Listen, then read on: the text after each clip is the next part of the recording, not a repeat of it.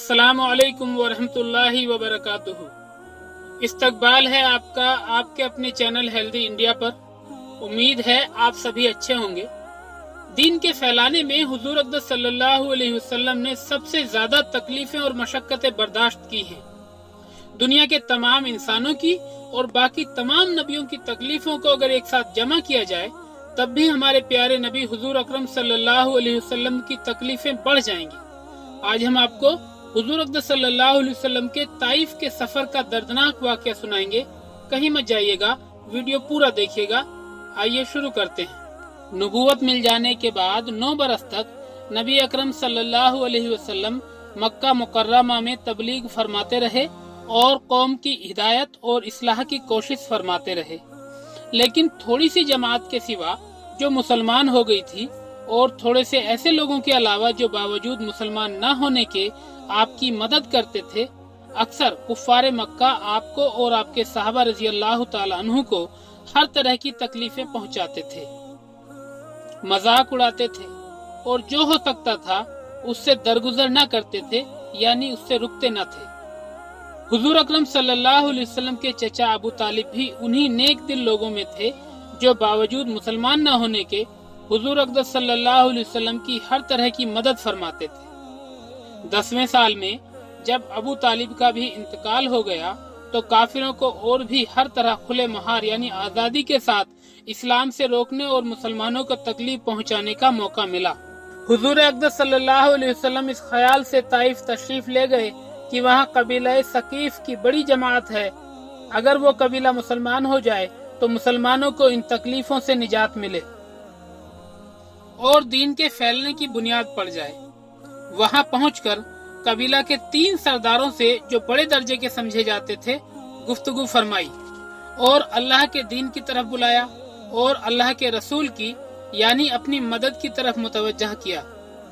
मगर उन लोगों ने बजाय इसके कि दीन की बात को कबूल करते या कम से कम अरब की मशहूर मेहमान नवाजी के लिहाज से एक नौवारिद यानी अजनबी मेहमान की खातिर मदारात करते, साफ जवाब दे दिया और निहायत बेरुखी और बद अखलाकी से पेश आए। उन लोगों ने ये भी गवारा न किया कि आप यहाँ कयाम फरमा लें।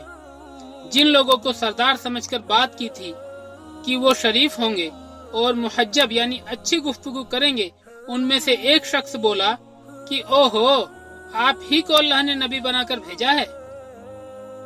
दूसरा बोला, अल्लाह को तुम्हारे सिवा कोई और मिलता ही नहीं था जिसको रसूल बनाकर भेजते।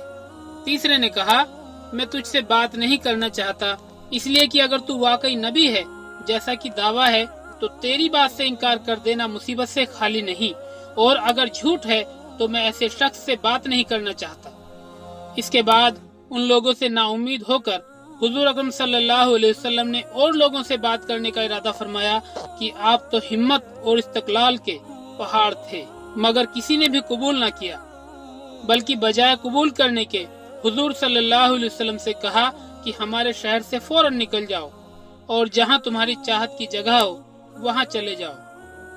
हुजूर अकरम सल्लल्लाहु अलैहि वसल्लम जब उनसे बिल्कुल मायूस यानी नाउम्मीद होकर वापस होने लगे तो उन लोगों ने शहर के लड़कों को पीछे लगा दिया कि आपका मजाक उड़ाएं, तालियां पीटें, पत्थर मारें, हत्ता कि आप सल्लल्लाहु अलैहि वसल्लम के दोनों जूते खून के जारी होने से रंगीन हो गए।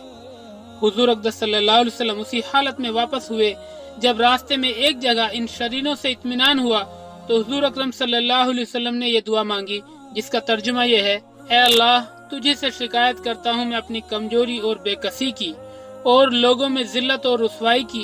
ऐ अरहमर राहिमीन, तू ही ज़ौफा यानी कमजोरों का रब है और तू ही मेरा परवरदिगार है। तू मुझे किसके हवाले करता है? किसी अजनबी बेगाने के जो मुझे देखकर तुरशरू यानी नाखुश होता है और मुंह चढ़ाता है, या किसी दुश्मन के जिसको तूने मुझ पर काबू दे दिया है। ऐ अल्लाह, अगर तू मुझसे नाराज नहीं है तो मुझे किसी की भी परवाह नहीं है। तेरी हिफाजत मुझे काफी है। मैं तेरे चेहरे के उस नूर के तुफैल जिससे तमाम अंधेरियां रोशन हो गईं और जिससे दुनिया और आखिरत के सारे काम दुरुस्त हो जाते हैं, इस बात से पनाह मांगता हूँ कि मुझ पर तेरा गुस्सा हो या तू मुझसे नाराज हो। तेरी नाराजगी का उस वक्त तक दूर करना जरूरी है जब तक तू राजी ना हो। न तेरे सिवा कोई ताकत है न कुव्वत। मालिकुल मुल्क की शान कहरी यानी अल्लाह के गजब को इस पर जोश आना ही था। हजरत जिब्रील अलैहिस्सलाम ने आकर सलाम किया और अर्ज किया कि अल्लाह ताला ने आपकी कौम की वो गुफ्तगू जो आपसे हुई सुनी और उनके जवाब सुने, और एक फरिश्ते को जिसके मुतालिक पहाड़ों की खिदमत है आपके पास भेजा है कि आप जो चाहें उसे हुक्म दे। इसके बाद उस फरिश्ते ने सलाम किया और अर्ज किया कि जो इरशाद हो मैं उसकी तामील करूं, यानी हुक्म को पूरा करूं। अगर इरशाद हो तो दोनों जानिब के पहाड़ों को मिला दूं जिससे ये सब दरमियान में कुचल जाएं, या और जो सजा आप तजवीज फरमाए। हुजूर सल्लल्लाहु अलैहि वसल्लम के रहीम और करीम जात ने जवाब दिया कि मैं अल्लाह से इसकी उम्मीद रखता हूँ कि अगर ये मुसलमान नहीं हुए तो इनकी औलाद में से ऐसे लोग पैदा हों जो अल्लाह की परस्तिश यानी बंदगी करें और उसकी इबादत करें। फायदा ये है अखलाक उस करीम जात के जिसके हम नाम लेवा हैं कि हम जरा सी तकलीफ से किसी की मामूली सी गाली दे देने से ऐसे भड़क जाते हैं कि उम्र भर उसका बदला नहीं उतरता, जुल्म पर जुल्म करते रहते हैं और दावा करते हैं अपने मोहम्मदी होने का, नबी के पैरू बनने का यानी फर्माबरदार बनने का। नबी करीम सल्लल्लाहु अलैहि वसल्लम इतनी सख्त तकलीफ और मशक्कत उठाने के बावजूद न बद्दुआ फरमाते हैं न कोई बदला लेते हैं। ये था आप सल्लल्लाहु अलैहि वसल्लम के ताइफ के सफर का वाकया।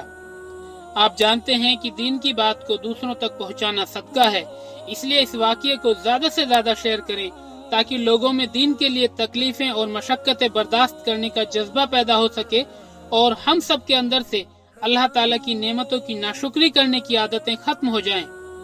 फिर मिलते हैं अगले वीडियो में, तब तक अपना और अपनों का ख्याल रखिए, खुश रहिए, मुस्कुराते रहिए।